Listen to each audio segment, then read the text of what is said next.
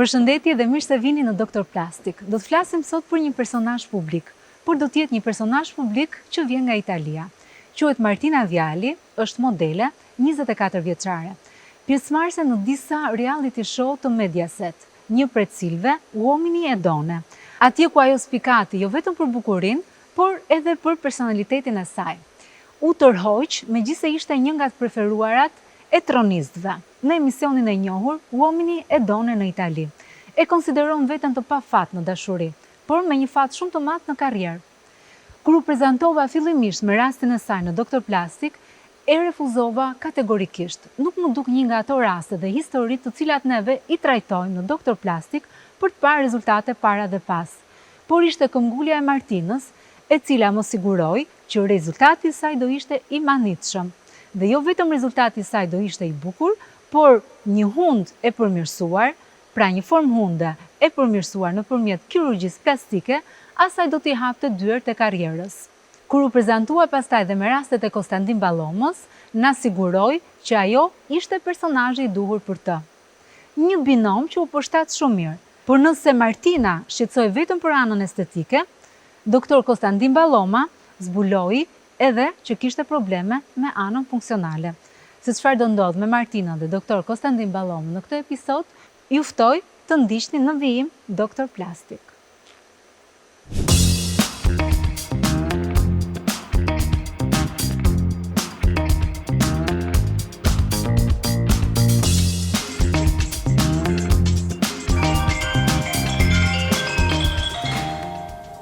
Ehi amore. Bene, amore, sono a Tirana in questo momento. Va bene. Sì. Dove sei? Ho deciso di fare la rinoplastica e mi sono affidata a Doktor Plastik e ho conosciuto Elda. Sì, infatti è... Sì. Sì. Infatti sono felicissima e sto aspettando di fare l'intervista, mi sto preparando in realtà, ma mi trucco da sola perché lo sai come sono. Sì, non ho voglia di mettermi cose pesanti addosso. E niente, farò questa intervista e poi a breve farò questa rinoplastica che lo sai che la volevo fare da tanto tempo. E poi comunque dopo devo andare in Francia. Sì, amore, certo, perché poi riparto che ho un lavoro in Francia, quindi ci sentiamo nei prossimi giorni, ti aggiorno, va bene, amore? Va bene. Ok. Ciao, amore, ciao.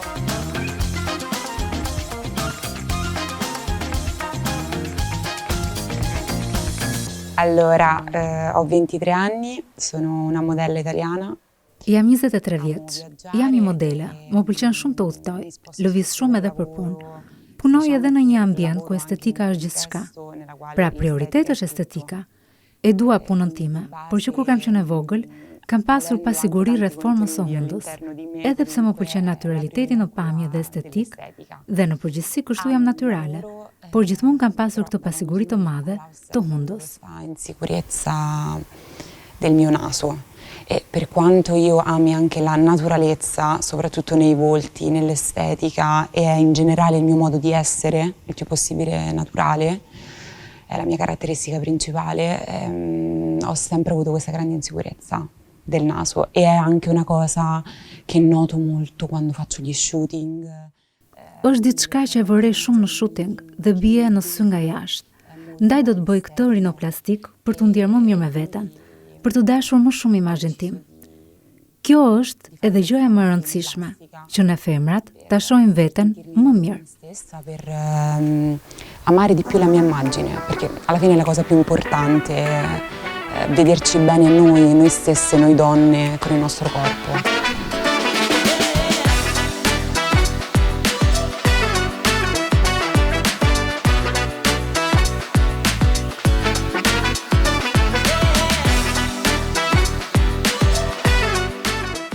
Allora, in generale, la clinica dove lavoro... Në përgjithësi, klinika ku punon doktor Balloma është një nga më të mirat në Tiranë dhe është e njohur edhe në nivel evropian.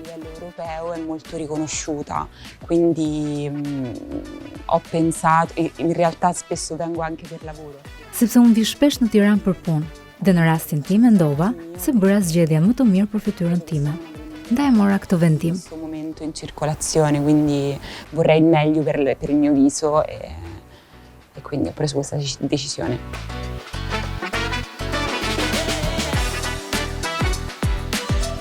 Io sono cresciuta in una famiglia molto benestante. Jam rritur në një familje të pasur, pra në nivelin material nuk më ka munguar kurrë, asgjë. I mat ishte 50 vjeç kur linda unë, pra ka qenë në një moshë të madhe. Dhe nuk më ka kuptuar kur tamam, duke qenë se jemi breza të ndryshëm dhe kemi vlerat të ndryshme. Jo domosdoshmërisht, vlerat e tij janë më të mira se të gjeneratës sime. Por gjithmonë kemi pasur situata që kemi menduar ndryshe, sepse unë jam e fokusuar te estetika, kurse ai duke pasur një ndërmarrje nga sektori i agrikulturës. Kemi këtë kontrastin e fortë mes asaj se cilat janë objektivat e mia dhe çfarë do të donte ai për mua.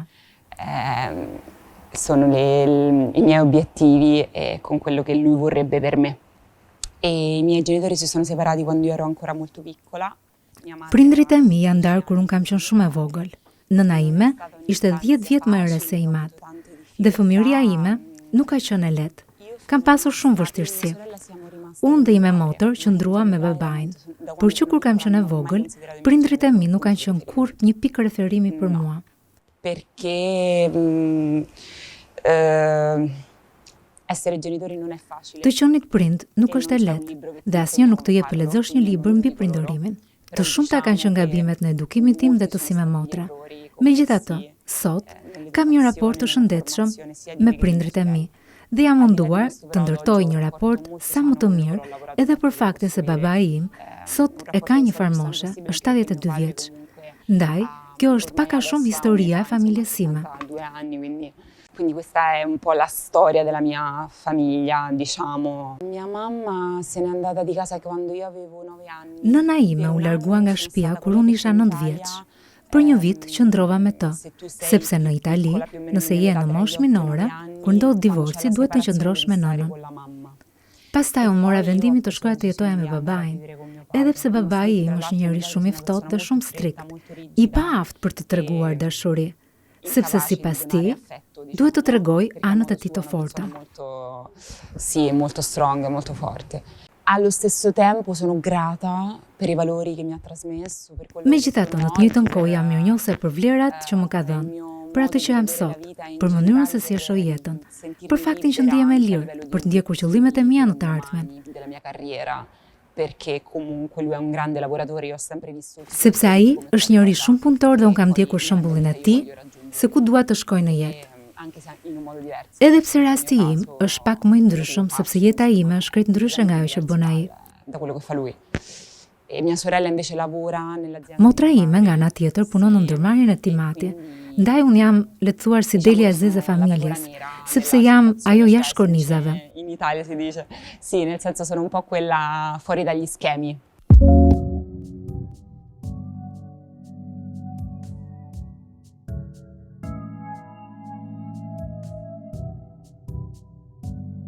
Però in realtà è da quando avevo più o meno 10. Por në fakt që kur kam qenë 10 vjeç, që kur fotografi më ka bërë foton e parë dhe ma vendosi si reklam në dyqanin e tij, që aty fillova të mendoj karrierën si modele. Negozio appese per pubblicizzare, io ero piccolissima.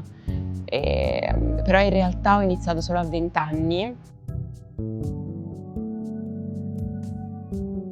Sì, ma io poi sono anche molto fisica, cioè ho bisogno del contatto E va benissimo, però non lo fai con tutti, lo fai con chi ti piace. Ovvio.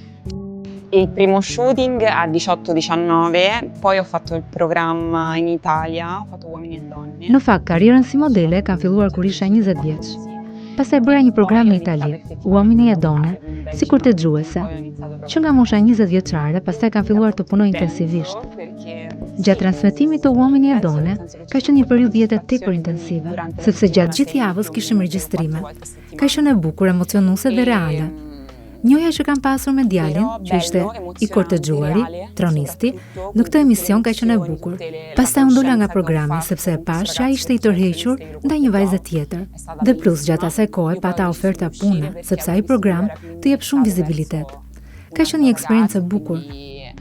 Però già avevo parecchie occasioni lavorative perché comunque è un programma che ti dà molta visibilità però è stato bello, veramente bello per me. Di base non è il mio modo di vivere i rapporti. Por zakonisht, nuk ishte ajo mënyra ime të jetuarit në raport. Sepse unë e shoh veten time në piedestal, nuk dua të shkoj mbrapa askujt. Prandaj ishte e vështirë të kisha përballë vajza të tjera që i shkonin pas të njëjtit djalë që pëlqeja dhe unë.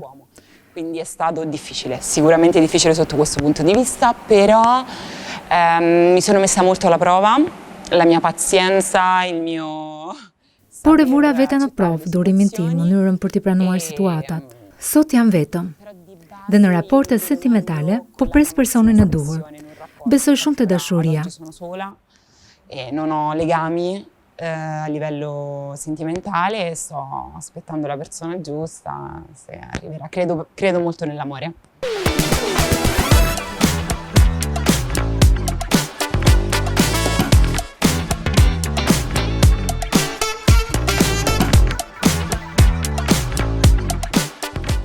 Io amo il modeling perché riesco davvero a esprimere... Unë e dua modelingun, sepse arrit të shpreh veten nëpërmjet fotove. Edhe kur më kërkohet të bëj sjellje të ndryshme, si për shembull të shfaqem më fort, të trishtuar e tjerë, më pëlqen shumë që t'ja përshtas imazhin tim kërkesave që më bëhen. Ndaj ndihem mirë me çdo punë që më kërkohet, s'kam probleme. Quindi mi trovo bene con tutti i tipi di lavori che mi vengono richiesti, non ho problematiche a riguardo. Amo viaggiare, quindi tendo a volere... Më pëlqen të udhtoj, ndaj dua agjenci që m'japin mundësinë të udhtoj në botë, sepse kjo është gjëja që dua më shumë. Ndaj nuk e shoh veten të lidhur me Italinë. Spostarmi, quindi non mi vedo solo legata all'Italia. Ho fatto dei progetti molto carini qua con due fotografi. Në fakt, edhe në Shqipëri kam 2 projekte me 2 fotografë që më pëlqejnë shumë.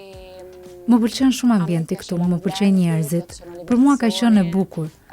Dhe fotot kanë dalë shumë të bukura. Per me è stato davvero bello e anche le foto sono stupende e in realtà ho fatto 2 progetti più locals. Kam bërë 2 projekte për persona që kanë pasur nevojë për të reklamuar veshjet. Këtu po punoj me një fotograf që në fakt jeton në Stockholm. Më donte në skuadrën e tij, ndaj dhe jam këtu për të punuar. Dhe gjendem shumë mirë. Vive a Stoccolma, però sta pubblicizzando insomma i suoi progetti e quindi mi voleva nel suo team e quindi sono qua per lavorare anche ora, quindi mi trovo molto bene qua.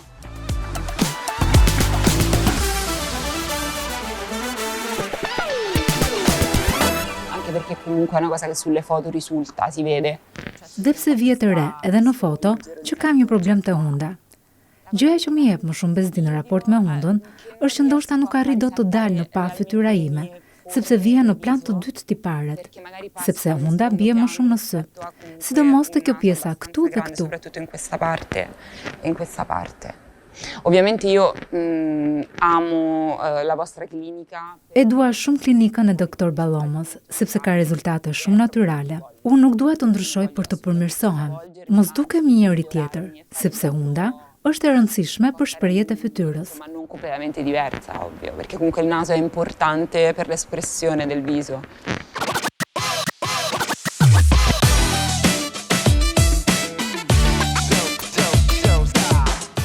Ci fu questo shooting bikini, quindi in realtà non c'entrava niente. Ka qenë një shooting për bikini dhe fotografi më bën një foto ku fytyra ime është në plan të parë.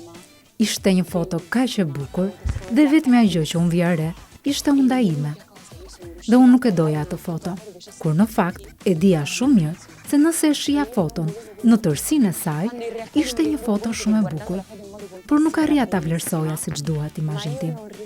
Dhe kjo është diçka që asnjë grua nuk duhet të ndihet kështu. Jo vetëm unë që punoj me imazhin. Sentirsi così, cioè non è soprattutto chi lavora con la propria immagine, ovvio, ma nessuna donna. Cioè, anche perché c'è questa cultura del fatto che la chirurgia estetica Edhe pse ka tabu mbi kirurgjin plastike, që ka të bëjë me ndryshimet ekstreme, në fakt nuk është as pak kështu, sepse ka të bëjë me një përmirësim për të ndjerë mirë me vete, madje të tjerët mos e vënë re fare ndryshimin, por thjesht të thonë, je më mirë kështu. Meglio così, però e tu ti senti meglio con te stesso. Diciamo che c'è molto questo. Të themi që ka shumë trende, si ato të buzëve, me filler, apo të hundëve si Barbie, mollza të dukshme me fillera, botox. Unë kur s'kam dashur të bëj këtë gjë, dhe është hera e parë që i drejtohem kirurgjisë plastike. È la prima volta che mi sottopongo insomma a una cosa del genere. Non ho nulla contro, come ho detto. Nuk kam asgjë kundër, por gjërat duhet të kenë një sens mase, sepse pastaj një vajzë e bukur edhe mund ta shkatërrojë imazhin e vet, sepse nuk heq dot dorë nga fillerat dhe nuk e shikon më veten e saj qartë. Continua a farsi dei filler perché perde la cognizione della sua immagine. Perché c'è una buona qualità prezzo, cioè ci sono Shumë të huaj zgjedhin Shqipërinë për kirurgjinë estetike, sepse ka një raport shumë të mirë mes çmimeve të ulta dhe cilësisë së lartë. Ka shumë kirurg të mirë me çmime normale. Ndërkohë në Itali ka një deficit të doktorëve që ndoshta nuk janë aq të mirë dhe kanë çmime të larta. Sigurisht nuk duhet përgjithësuar sepse ka kirurg të mirë kudo, por kjo është ajo që po ndodh në Shqipëri, ku shumë italian vinë në Shqipëri për t'ju drejtuar kirurgjisë plastike. Quindi io stessa, anch'io. È da quando sono piccola che ho questa cosa. È da quando sono piccola che ho sempre. Që kur kam qenë e vogël e kam dashur këtë gjë, sepse e kam pasur si difekt, si një kompleks timin, dhe fiksosha shumë tek Cioè mi vedevo bene sempre complessivamente, ma se soffermavo la mia attenzione sul naso è sempre stata una mia fissa, cioè una cosa proprio che desideravo fare e non avevo il coraggio forse. Doja shumë ta bëja këtë ndërhyrje, po nuk gjeja kurajo. E lui è molto Me serio, doktorin si fillim bëra një video call. Në fillim ai dukej serioz, por tani mezi pres ta njoh edhe personalisht. E di që ai ka reputacionin e doktorit që bën hundët shumë natyrale, dhe normalisht kjo është gjëja që dua të bëj për veten time. Ndaj kam shumë besim të madh te doktor in Balloma. modo molto naturale, quindi è proprio quello che io desidero per me. E quindi mi fido completamente, mi fido proprio. Çdo pacient është njësoj i rëndësishëm për çdo kirurg plastik, por në rastet si Martina, e cila punon me imazhin e saj, sigurisht sfida bëhet më e vështirë. Dhe përveç vështirësisë që doktor Konstantin Balloma kishte të bënte me një paciente modele, në të cilën do bënte një kirurgji që do t'i hynte në punë, jo vetëm për të rritur vetbesimin, por edhe për të pasur më shumë oferta pune si modele, sfida bëhej edhe më e vështirë. Akoma u vështirësua, sepse në rastin e Martinës, paraqiste probleme ndoshta jo aq të dukshme estetike, por probleme realisht të vështira në momentin që një kirurg merr një paciente për të bërë rinoplastikën. Ndër këto ishte devijimi shumë i madh i hundës dhe gjithashtu lëkura e trashë e hundës, e cila e bën këtë kirurgji edhe më të vështirë për të pasur rezultate optimale. Megjithatë, Martina i besoi karrierës së gjatë të doktorit Konstantin Balloma. Doktor Konstantin Balloma ka realizuar të gjitha ndërhyrjet e rinoplastikës këtë sezon. Përse doktor plastik zgjodhi doktor Ballomën për këtë bashkëpunim? Për eksperiencën e tij 30 vjeçare në spitalet e Greqisë dhe Shqipërisë. Me një karrierë 40 vjeçare si kirurg i otorinolaringologjisë, ai ka realizuar mbi 20.000 operacione. Me një vizion të qartë dhe besim në ekselencën e metodave të tij kirurgjikale, doktor Konstantin Balloma hapi klinikën Lewis Medical Center, të cilën më vonë e pasuroi me Louis Day Hospital. Me një aktivitet që zhvillohet në Tiranë, që nga viti 2011, klinika Louis Medical Center mirëpret qindra pacient që vinë jo vetëm nga Shqipëria, por nga e gjithë bota.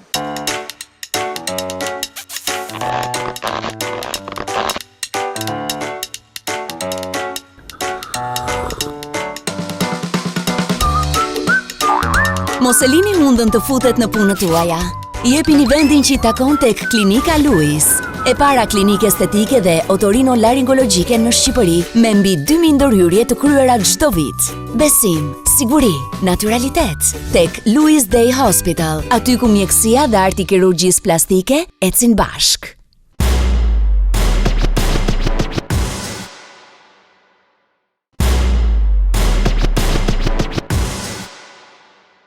Në një nga zonat më elitare në Tiranë, Louis Day Hospital mirëpret pacientët që kërkojnë pamje më të bukur dhe të sofistikuar.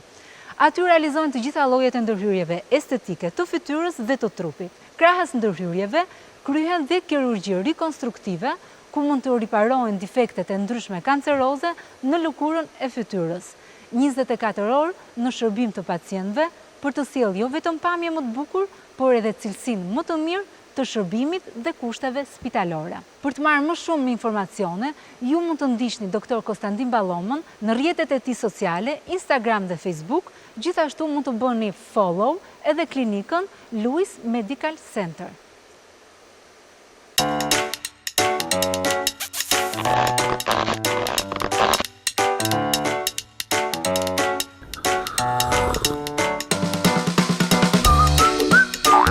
Mos e lini mundën të futet në punët tuaja. Jepini vendin që i takon tek Klinika Louis, e para klinikë estetike dhe otorinolaringologjike në Shqipëri, me mbi 2000 ndërhyrje të kryera çdo vit. Besim, siguri, naturalitet. Tek Louis Day Hospital, aty ku mjekësia dhe arti kirurgjisë plastike ecin bashk.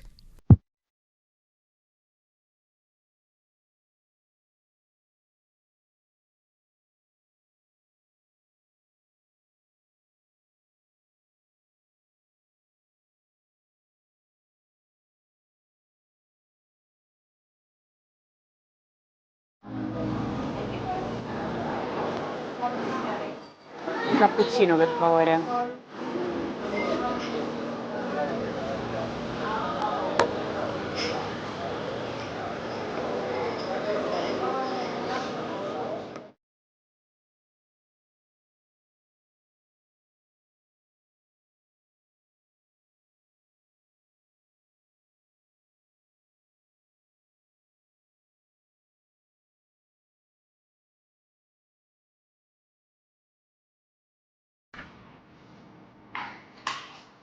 Hi, good morning. Good morning. I How are have you? the appointment with Dr. Balama. Yes, of course. May you come with me, please? Good morning. Good morning, doctor. Nice to meet Do you. you speak English? Yeah. Where from?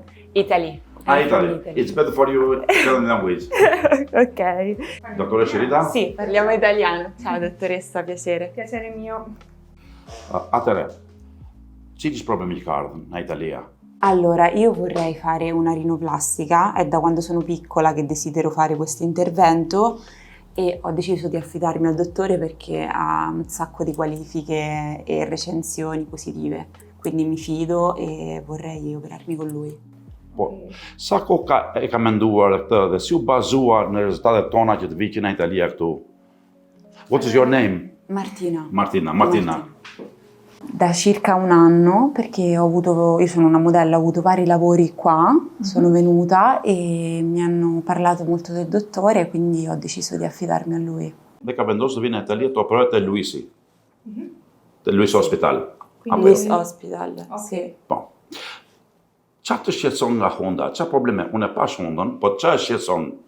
È più che altro questa parte qua che nel profilo si vede tantissimo e vorrei soprattutto stringerlo e renderlo dritto e armonico con il mio viso. Po, shof që ka një hund të shtrembët, ka një hund të gjerë, ka një hund genetike të marrë nga nëna ose në babaj, praticamente qualcosa genetica che va presa dalla madre o dal padre, quindi Ca- praticamente dai genitori. ka një hund me lëkurë të trash thick skin, È la pelle spessa, maja hundës është ajo quhet white nose ose dhe flegrat e hundës janë shumë të gjera. Për pak do të bëj vizitën endoskopike në brenda dhe shohim dhe septum nazal, po faremo una valutazione interna del naso tramite l'endoscopia. po duket qartë që është një hund e shtrembët dhe ka septum nazal të shtrembët. Pasi të bëj vizitën, do të them dhe teknikën operatore që duhet për këtë punë, po jam i sigurt që do të ketë operacion funksional dhe estetik. Estetik do më mendon Martina për të bërë, po unë them dhe është operacion funksional sepse septum nazal është shumë i shtrembët. Po të më shoj Martina mua përballë, duket që hunda është djathtas. është një hundë e shtrëmbët. Si evidenzia bene che il naso poi va a destra. Ka dhe një nishan këtu në lëkurë, që ma prish gjithë konturin e pjesës së jashtme të hundës. Është kjo pjesa këtu. E poi Sì, E di. ce l'ho qua. Po. Sì. Është e vështirë ti gjetë ai nishani, sepse nuk dua të lëm shenja në lëkurë, po gjatë callës së operacionit do shoh çfarë mund të bëj dhe për atë. Operacioni do të bëhet me anestezi gjenerale. Besoj se ke bën anestezit e gjakut këtu tek klinika. Hai già fatto il prelievo. Po, do bëhet me anestezi gjenerale, është rreth një orë gjysmë 2 orë, besoj se aty do arrijë operacioni. Do mundohemi që të bëhet një hundë me holl, më fine, dhe rezultatet do hap pas operacionit direkt. Në moment që morë rrugën që nga Italia dhe erdhe këtu, si shumë italianë të tjerë që vinë dhe të tjerë, besoj do arrijmë rezultate më të këndshme. Dhe pastaj do postojmë hundën në mediat tona. Janë shumë njerëz që duan të postojnë operacionet e tyre ose hundën e re që thuhet në mediat digjitale. Bëjmë vizitën? Ok. Andiamo lì per fare poi la Ule. visita. Ta shohim hundën nga brenda.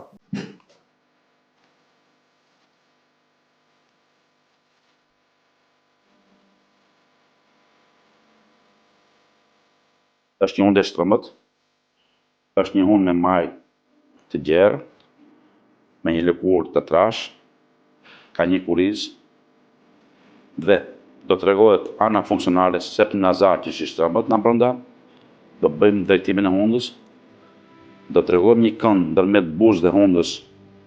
Kemi një hollim të hundës, një rregullim të majës në hundës apo top nose, rregullimin e kurizit të hundës dhe rregullimin e drejtimit të hundës pasi është hundë e shtrëmbët dhe shikon në krah të djathtë.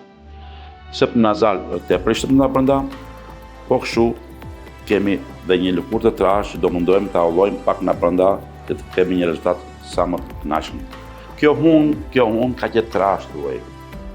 A mund të bëhet kaq e hollë sa është në këtë foto? Është diçka që ajo ka nxjerrë atë foton. È possibile smorbidire il naso fino a questo punto? Neve nuk do të presim hundën tënde dhe të vëmë këtë hundë. Ne do remodelojmë këtë hundë. Sepse nëse nuk ruajmë naturalitetin e hundës, ne bëjmë sikur bëjmë gjitha hundët njësoj. Ne do të remodelojmë hundën tënde dhe në bazë të kësaj hunde ne do krijojmë një hundë më të mirë, më të bukur dhe natyrale që të përshtatet fytyrës. Copy paste neve këtu nuk bëjmë. Cioè, praticamente non va fatto copia e incolla. No, certo, ok. Sepse atë na dalin të gjithë jashtë me të njëjtën hundë. Dhe gjithmonë qëllimi i punës tonë, suksesi i punës tonë është të krijojmë një hundë sa më natyrale. Çfarë është kjo? Che cos'è questo? Ok, questa è un'operazione che ha fatto lei, che ha condotto lei su questa ragazza. Mi dice Atëre, molto. kjo është pacienti që ka operuar unë. Dhe ka këtë hundë apo jo? Ah, così, vogliamo una Dakord. paziente che ha operato. Se unë nuk e mbaj mend kur e ka operuar një radhë parë, thuaj, Non mi ricordo di se quando ho fatto questo intervento. sepse ju shikoni çfarë do lloj operacioni në bazë të mediave që kemi ne, do mundohemi të arrijmë një rezultat të tillë, po gjithmonë brenda naturalitetit tuaj. Cercheremo di fare un naso un po' modificato simile, però sempre ottenere la naturalità del naso. Dhe në sallë të operacionit do zbatojmë protokollet kirurgjikale. Operacioni do të bëhet me anestezi gjenerale, para praktikisht do të shofi anestesiologu, do bëhen gjithë analizat e gjakut, do bëhet kardiogramën e zemrës, do marrim historikën e sëmundjes ose historikën tuaj nëse ke pasur një problem dhe pastaj do flasim për sallën e operacionit. Do të bëjmë një hundë për modele. Quindi ti faremo un naso che ha dato una modella.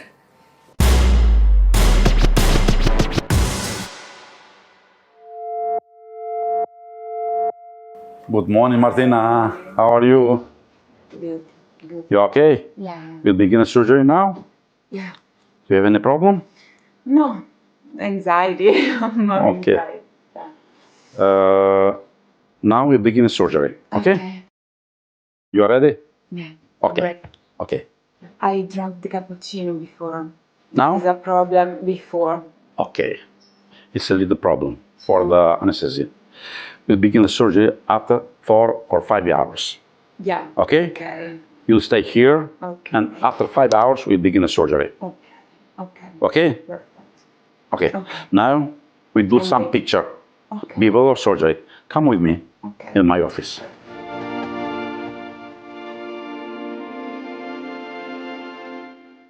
Atë do të filloni operacionin e Martinës tashti, po jemi detyruar ta shtim për 5 orë. Pasi Martina gabimisht ka pirë një cappuccino. Të gjithë sëmurë të vinë në sallë operacion në anestezi gjenerale, dhe të paktën 5-6 orë mos kemon gjinëgoj. Ky është kushti kryesor për të bënë këto lloj operacione në anestezi gjenerale. Kështu që jemi detyruar ta shtim operacionin.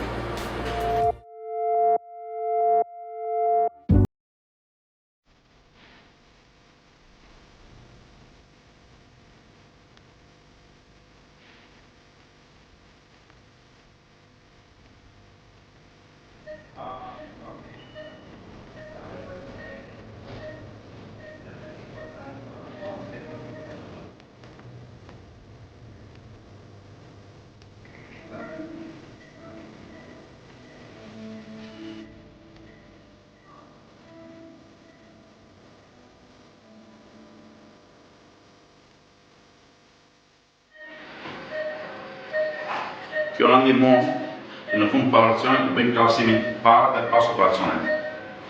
Dhe për arsye të tjera ne bëjmë një kohë para operacionit.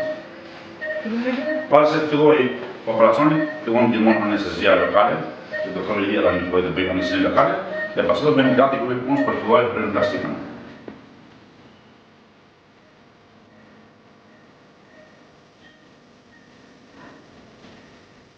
Është një operacion, besoj që do bëhet merrë plastik të hapur dhe ky lloj operacioni, pasi kemi një majmun dhe tepër të gjerë, është një white nose, kemi kurizë, kemi gjerësi munde dhe kemi një unë tepër të devijuar të shtrëmbët, që shoqërohet me septum nazal të shtrëmbët brenda, po kështu dhe në pjesën e kurizë është e shtrëmbët. Pra, jemi gati për të filluar operacionin pas anestezi lokale dhe besoj se ky lloj operacioni do vazhdojë rreth 2 orë, 2 orë e ca.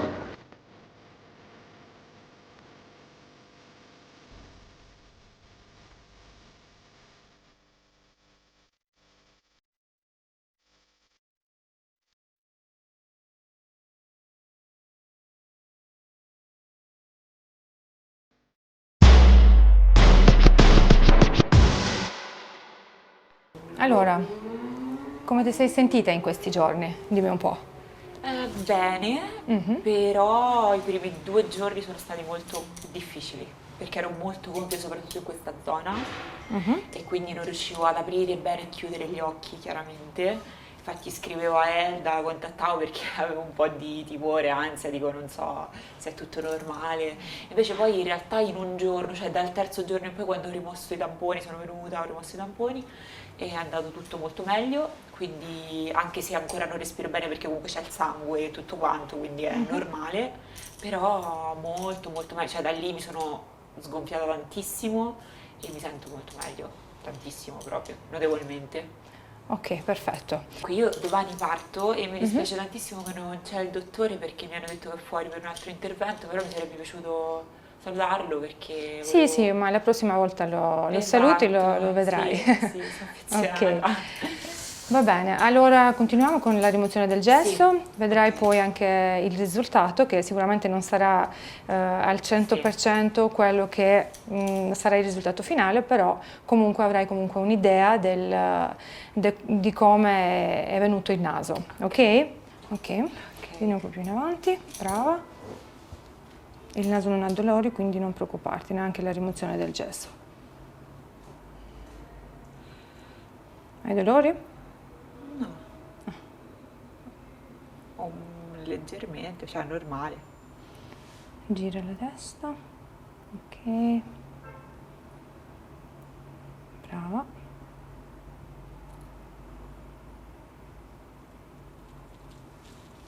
Eccoci. Ok.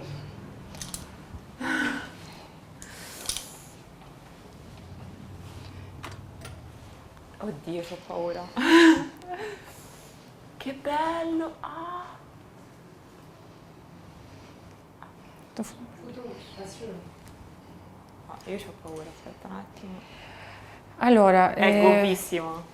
è un po' gonfio, che è una cosa completamente normale, non vuol dire che l'intervento non è andato bene, cioè i lividi gonfiore è una cosa che poi ci staranno per un po' di tempo, ok? Ok, è rosso. Ok. Vabbè. Ok. Oh mio Dio, è bellissimo. Ti piace? No, ma lo vedo che è bellissimo. Ma la punta.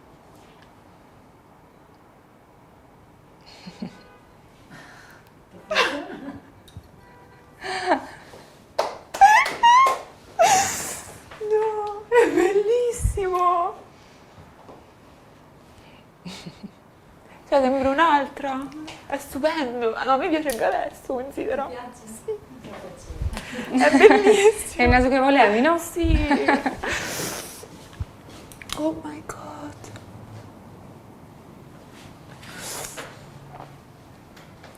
Cioè, Elda, io non so se tu lo vedi.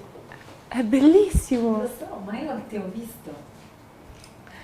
Elda, io non ho parole. Cioè, è bellissimo, è stupendo proprio. Non... È perfetto anche adesso, anche se è un po' gonfio. Qui in mezzo, soprattutto, la punta è stupenda. E poi è mio proprio, cioè mi sta bene. È mio proprio, bello, bello, bello, bello, bello infinito. Stupendo. Sì, la cosa migliore della mia vita. Cioè la scelta più giusta della mia vita. Lo so. Tantissimo piacere.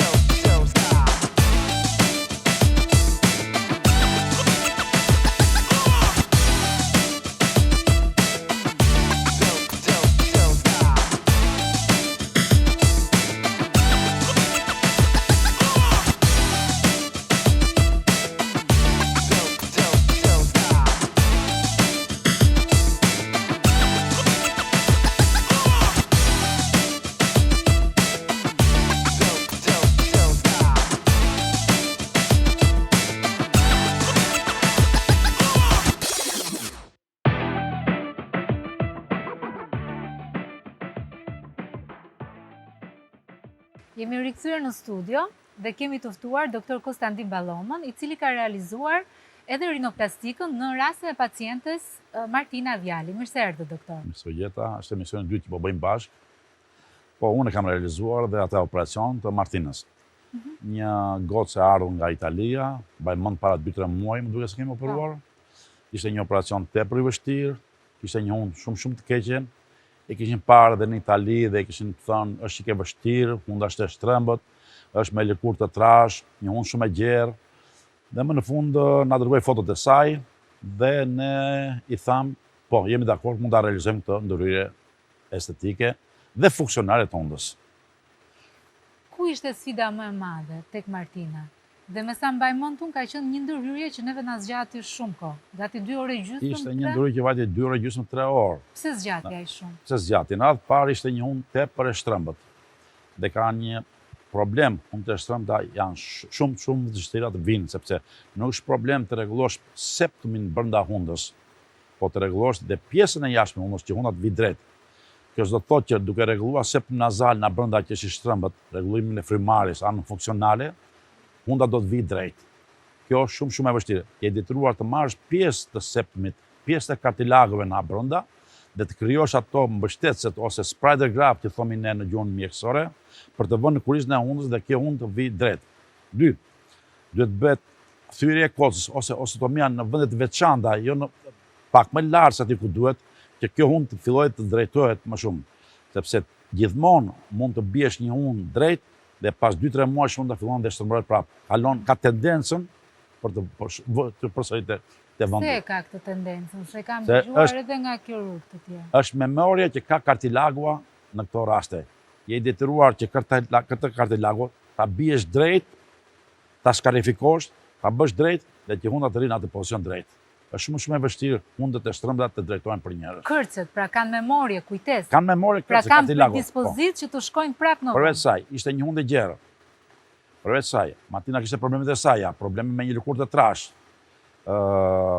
Duhet kjo lëkurë të hollojë pak në brenda, po jo dhe aq shumë sepse kemi problemet më vonë post-operatore. Kishte një lëkurë me një ngjyrë të bardhë që mund të jepte edem post-operatore më shumë. Terapitë e ndryshme që ka marrë Martina gjatë jetës së saj dhe këto duhet kishim shumë kujdesshëm në këto operacion të Martinës. E kuptoj. Periudha post-operative e Martinës, ndryshe nga e Reinaldos, u shoqërua me një edem të madhe. Por që çuditërisht, dhe unë këtë do ta theksoj doktor, edhe pse ndoshta pamja që neve do shfaqim në ekran nuk është shumë estetike, duhet jemi të sinqertë edhe me publikun, që me njerë pas ndërhyrjes ajo pati edem të madhe të kësyt.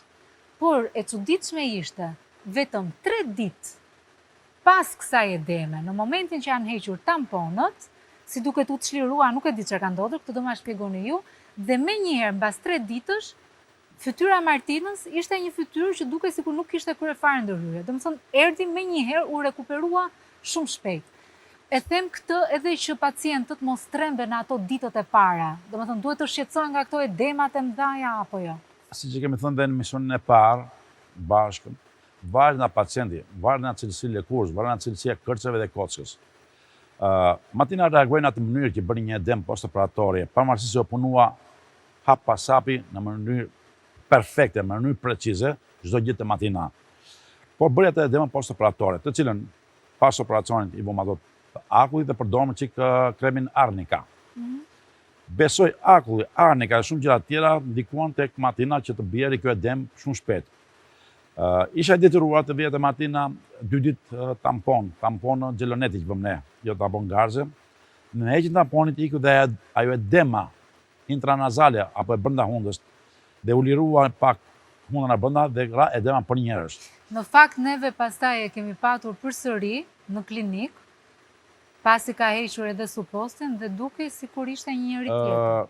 Kur i hoq supostin Martinës nuk kam qenë aty, e ka hequr doktoresha më duket. Po, dhe ka qenë në një gjendje shumë të mirë. Dhe më tha, merri një foto, mu kam qenë në Greqi, merri një foto dhe Martina që mëse normale 7 ditë pas operacionit. 7 ditë pas operacionit. Martina kishte vajtur në Itali dhe erdhi përsëri në Itali për të hequr pas 8 ditësh alçin që thomin ose kastin që në gjuhën.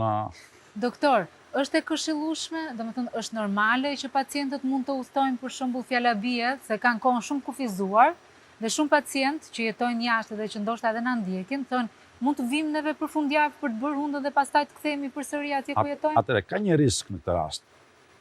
Nuk mund të iki pacienti 2 ditë pas operacionit, sepse zakonisht ka tampon, s'ka tampon, mund të jetë ajo frika e një hemoragjie post-operatore. Zakonisht në të sëmurët që duan të heqin imobilizuesin në shtëpinë e tyre, i lëm ditën e 5. Kurse ka të tjerë që rinë 7 deri në 8 ditë. Ditën e 7 ata mund të pa probleme. Ne na vinë të sëmurë që nga Amerika, që nga Gjermania, do nga vendet e largë, nga Suedia, nga Kanadaja na kanë ardhur, jo vetëm këto, por edhe nga Zelanda e Re na kanë ardhur, kanë qëndruar 7 ditë dhe kanë ikur përsëri në vendet e tyre. Edhe në rastin e Martinës keni bërë një punë të shkëlqyer. Unë ju falenderoj shumë që ishit sot i pranishëm. Falenderoj edhe unë. Do jemi edhe përsëri edhe në emisionet e tjera. Dhe Martinës uroj gjithë të mirat. Sigurisht.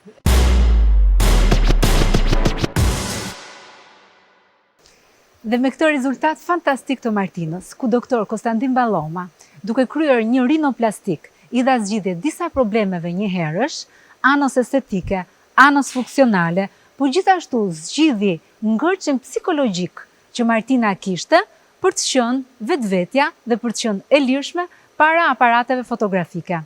Për të mësuar më shumë për ndërhyrje estetike, si në rastin e Martinës, por edhe shumë ndërhyrje të tjera, si për të zbuluar risi në kirurgjin plastike dhe estetike, unë juftoj të na ndiqni në rrjetet tona sociale, në Instagram, Facebook dhe TikTok me Dr. Plastik. Gjithashtu, juve mund na ndiqni dhe në faqen tonë të webit www.drplastik.com. Dhe këtu i vjen fundi këtij episodi, nga unë Elda Laza, mirupafshim.